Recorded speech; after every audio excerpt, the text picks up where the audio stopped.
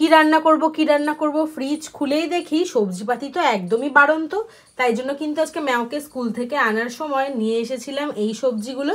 চলো তোমাদেরকে দেখিয়ে দিই এক ফাঁকে কি কি।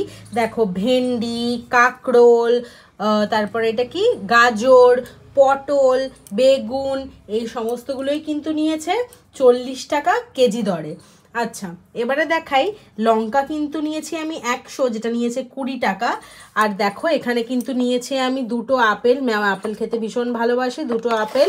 আর এখানে কিন্তু নিয়েছি আমি দেখো এই আমগুলো কিন্তু আমি নিয়েছি।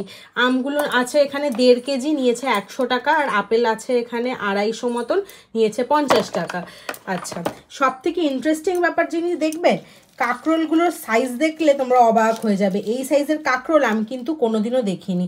আচ্ছা একটা যে ভুল বলে ফেললাম, এই ভেন্ডি, গাজর, বেগুন, পটল কিন্তু এক দরে, কিন্তু এই কাঁকরোলের দাম শুনলে তোমরা একদম অবাক হয়ে যাবে। কাঁকরোলগুলো নিশ্চয়ই দেখে বুঝতে পারছো যে কোন পুচকি পুচকি কাঁকরোল। এই দেখো, আমাকে তো আমার একটা বান্ধবী বলেই ফেললো তুমি কি এগুলো গোটা ঝাল করবে, কিন্তু যখন আমি জিজ্ঞেস করলাম এই দাম কত, শুনলাম কত জানো, 250 গ্রামের দাম নাকি 70 টাকা।